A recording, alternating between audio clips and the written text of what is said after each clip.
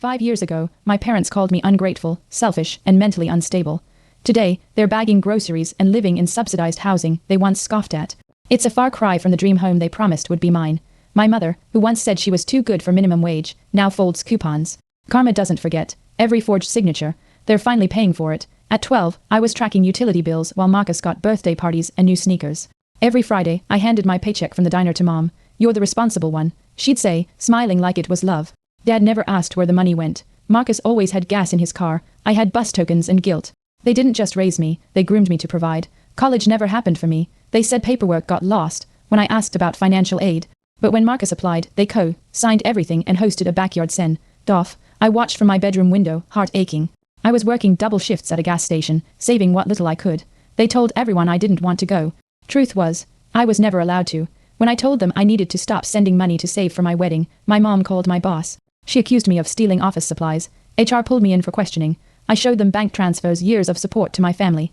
My boss apologized, but the damage lingered. My fiancé, Jordan, was furious. "They're sabotaging you," he said. I wanted to believe it was misunderstanding, but deep down, I knew better.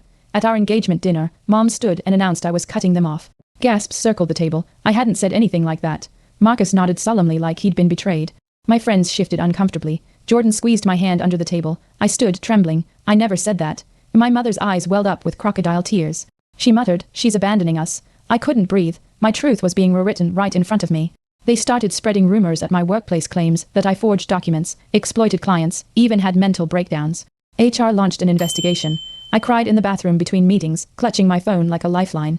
Jordan documented every lie, every voicemail, every attempt to destroy me. Diane, a paralegal I barely knew, approached me one day. "I believe you," she whispered. That sentence held me together for weeks. My parents called it tough love. I called it warfare. I tried to block them. Phone, email, social. They showed up at my office screaming in the lobby, dragging Marcus behind like backup. Security escorted them out. A client watched the whole scene. I lost a $50,000 deal. That night, Jordan held me as I shook. "They'll keep going until we stop them legally," he said. I wasn't ready. I still hoped for reconciliation. But hope was bleeding me dry, and they knew it. The will was the final betrayal. They left me a bankrupt auto shop, fines, debts, no real assets. Marcus got the house, investments, everything. Mom smirked. "You're good with money. Fix it." I felt the ground vanish under me. Jordan handed me a folder. Records of 15 years of financial support, forged signatures, and over $400,000 in withdrawals. "We sue," he said. I nodded, numb. I was done waiting for apologies. War had officially begun. Diane connected us with Arthur Hughes, a forensic accountant. He combed through my bank records, tracing stolen funds, trust violations, and identity fraud. My parents had used my social security number to open credit cards when I was 16. They even claimed me on their taxes after I moved out. "This isn't just abuse," Arthur said. "It's criminal." The rage in me solidified into purpose. I filed for an injunction. My parents wouldn't see it coming. The court summons shattered their smug silence. Mom showed up in pearls, acting like this was family drama, not felony theft. Dad looked defiant. Marcus didn't show. Diane spoke firmly. Arthur's reports were airtight. I sat beside Jordan, clutching his hand so tightly my knuckles hurt. "Tell the truth," I said aloud. My voice echoed in the chamber. My parents glanced away. The judge leaned forward. "Let's begin." This was my reckoning, no turning back. Marcus finally appeared on day 2, reluctant, standoffish. Under oath, he admitted he'd known about the credit cards but said, "It wasn't my business." My stomach churned. Years of silence explained in one shrug. The judge frowned. "You benefited financially." Marcus nodded. "But I never asked for it." Diane raised her eyebrows. "Yet you kept it." The courtroom buzzed. I stared at my brother, the golden child. For the first time, I saw him clearly, complicit and comfortable. The verdict was delayed, but the restraining order was granted. I slept through the night for the first time in months. Jordan made pancakes. We ate in silence, eyes swollen from exhaustion. My phone pinged. Mom had posted on Facebook, calling me a liar, accusing Jordan of brainwashing me. Comments flooded in. Some believed her, some didn't. Diane called it classic manipulation. "Ignore it," she said, but the damage stung.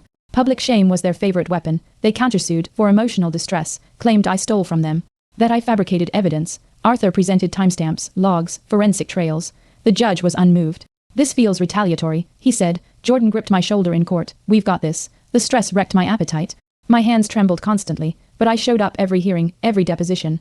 I wasn't just fighting for justice. I was fighting for my right to exist without being gaslit by the people who raised me. Arthur found a hidden account opened when I was 15, using my name. Over $200,000 had flowed through it, spent on home renovations and Marcus's tuition. "They used your trust fund," he said. My knees buckled. Jordan caught me. That money was supposed to pay for my future. Instead, it paid for their comfort and my silence. Diane whispered, "This changes everything." And it did. Fraud, exploitation, betrayal buried under bank statements. Detective Ramirez confirmed identity, theft charges. My social security number was tied to unpaid taxes and delinquent loans. I sat in her office, heart pounding. They used your name to keep their credit clean, she said. My entire adult life was shackled to debts I never made. Ramirez promised prosecution. You're not crazy, she added. That one sentence cracked my world open. They'd gaslit me so well, I had doubted reality. Not anymore. Mom's journal surfaced in evidence discovery. Scribbled between grocery lists were rants about me. Ungrateful. Thinks she's better than us. She owes us everything. I skimmed the pages, bile rising. It wasn't budgeting. It was entitlement, deliberate, cold. They planned this. Diane muttered, flipping through it. My tears burned hot. All those years I tried harder, loved louder, gave more. It was never about family. It was always about control. That journal became my final proof. The judge issued criminal referrals. Felony fraud, identity theft, conspiracy. My parents' faces twisted in disbelief as charges were read. Marcus stared at the floor. I didn't gloat. I didn't cheer. I just exhaled. For the first time, truth wasn't a secret. It was a sentence. Jordan squeezed my hand. Diane smiled faintly. You did it, she said, but I knew we weren't done. This was justice. Healing would be a separate war. Media got wind of the trial. Headlines labeled it the Griffin family scam. Reporters hounded my workplace. I gave one statement. I was raised to serve, not to live. That ends now. Comments poured in. Some supportive, some vile. My inbox filled with stories like mine. Women who'd funded families and been discarded. Diane said, you started something bigger. It felt surreal. I hadn't wanted fame. I wanted peace. But maybe peace meant speaking loud enough to be heard. Marcus messaged me privately. I didn't know it'd go that far. I'm sorry. I stared at the screen. No apology for the parties I watched from my window. No regret for the car bought with my trust fund. Just guilt now that consequences arrived. I didn't reply. Jordan said, forgiveness doesn't mean reunion. He was right. Some doors stay closed, not from hate but from self-respect. I'd mourned that brother years ago. This was just confirmation. Arthur testified in court. Every major asset they acquired in 20 years funded by Avery's income. The gallery gasped. Mom's face strained. Dad fidgeted. The prosecutor displayed pie charts, emails, ledgers. They'd documented my every deposit. My lawyer asked, why keep such detailed records? Arthur answered, she knew something was wrong. Subconsciously, she was building her case. That hit hard. I hadn't realized I was preparing for war all along. Maybe survival leaves clues, breadcrumbs back to yourself. The jury watched security footage of my parents signing credit card applications in my name at a bank branch. The clerk even testified. They said she was out of town. I was 14. My chest burned. Years I thought I imagined the manipulation. Now caught on tape. Jordan wrapped his arm around me. They can't twist this, he whispered. For once, truth wasn't tangled. It stood sharp, undeniable, and it didn't need my voice to validate it. Marcus took the stand again, claiming he'd confronted our parents once. They said Avery could handle it. She was strong. My stomach dropped. Being the strong one was how they excused every theft. Strength became permission. The courtroom sat still. The prosecutor paused. Did you ever try to stop it? Marcus hesitated. No. That word rang louder than any testimony. I wasn't just betrayed, I was abandoned by the one who could have shielded me, and never did. A whistleblower from my parents' bank emailed Arthur anonymous tip, timestamped transactions, internal memos. Proof they lied about my consent. The bank settled privately, removing debt and sealing records. My credit score soared. Jordan printed the report and pinned it to the fridge like a trophy. You won this round, he said. I smiled, just barely. It wasn't just about numbers. It was about erasing the lies tattooed to my name. And for once, it worked. Mom sent a handwritten letter through her lawyer. You've embarrassed us. We only did what was best for the family. I laughed bitterly. Best for who? I scanned her shaky handwriting. No apology, just blame wearing pearls. Diane shredded the letter in front of me. That's not accountability, she said. It felt symbolic, tearing the guilt that used to choke me. That letter was her final attempt at control. But I wasn't her currency anymore. Detective Ramirez called. Charges were formal. A trial date was set. I stared at the subpoena, hands trembling. They'll face jail time, she said. Jordan held me. They made this choice, he reminded. I nodded, unsure if the shaking was fear or relief. I didn't want revenge. I wanted truth to weigh more than their stories. And finally, the system agreed. For the first time, my pain had a court date. My past had consequences, not just scars. They tried settling, offering money, silence, sealed documents. Arthur laid out the offer. It's a lot, he said. But Jordan looked at me. Peace doesn't come from hush money. He was right, I declined. My dignity wasn't for sale. I didn't fight this hard to end with a bribe. Diane nodded in approval. The courtroom deserved the truth. And I needed the world to hear it, not behind closed doors, but in the open where shame belongs. Courtroom day arrived. Reporters lined the courthouse steps. I wore a navy suit, sharp, silent armor. Inside, my parents looked weathered. Their confidence had cracked. The prosecutor recited the charges like a funeral prayer. I sat steady, Jordan beside me. Diane prepped notes. Arthur nodded from the gallery. This wasn't just a legal proceeding. It was a funeral for my silence. I wasn't their scapegoat anymore. I was the witness, and this time, everyone would listen. I testified for 2 hours. Every memory sharpened by numbers, records, and pain. Did you ever agree to fund your family's life? The lawyer asked. No, I said, voice steady. I was never given a choice. My words hung heavy. Mom glared. Dad scoffed. The jury stared at me. Not with pity, but with recognition. Diane whispered later, you changed minds today. That was all I wanted. Not vengeance, validation, and finally I had it. Evidence mounted like bricks, fake loan applications, forged checks, emails referencing the girl's account. I sat stone-faced as they unraveled. The prosecutor clicked through exhibits, each slide louder than my parents' denials. The jury scribbled notes. Mom cried at one point, but the jury didn't flinch. They'd seen the truth. My story, once dismissed as drama, now carried legal weight. For years, I begged to be believed. Now, facts did the talking. And no one interrupted. A former neighbor testified. We thought Avery was away at college. Her parents bragged about paying tuition. My jaw clenched. I'd never even applied. They built stories on my back, paraded my imaginary success as their moral currency. The jury murmured. The prosecutor leaned in. Where was Avery really? The neighbor looked down, working 2 jobs, living in her car. Silence followed. Jordan reached for my hand. This was the truth I'd buried for years. Now exhumed, the jury reached a verdict. Guilty on all counts. I didn't cry. I didn't cheer. I sat still, letting the word echo. Guilty. After years of being called dramatic, difficult, disloyal, guilty wasn't just a legal term. It was vindication. My parents were escorted out in cuffs. Marcus avoided my eyes. Jordan whispered, "It's over." But I knew better. Justice was a chapter. Healing was a book. And I had just written the prologue. News footage aired that night. My parents in cuffs, me walking out of court, flanked by Jordan and Diane.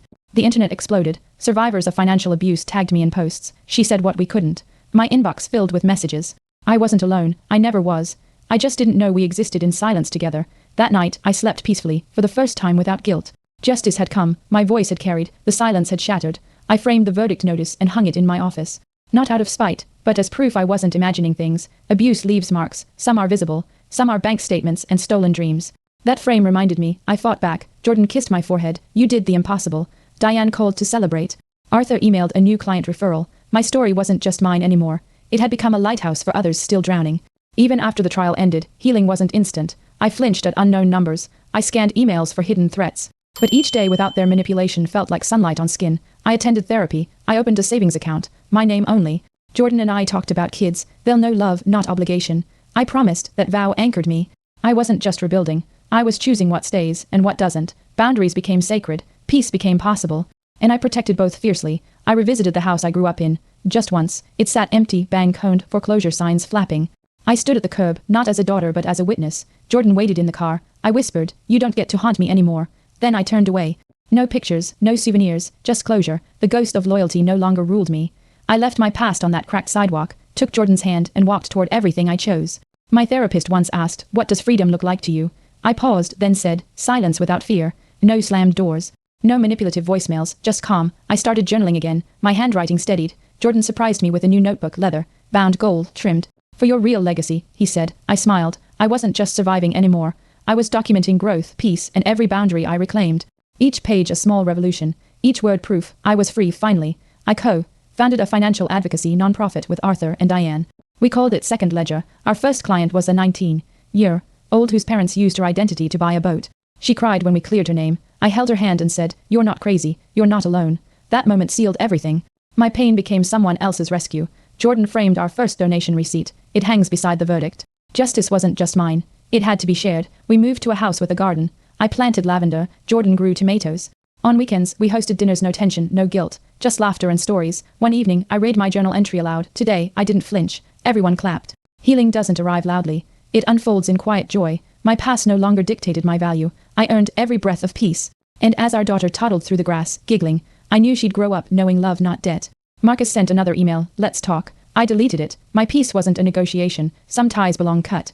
Jordan smiled as I pressed delete. "Closure isn't kindness," I said. "It's clarity." My daughter climbed into my lap, sticky fingers and all. We looked at the framed verdict, the nonprofit's charter, the garden outside. I'd rebuilt everything they broke, and added beauty. The cycle ended with me, and every quiet moment proved it. I wasn't just free. I was finally home.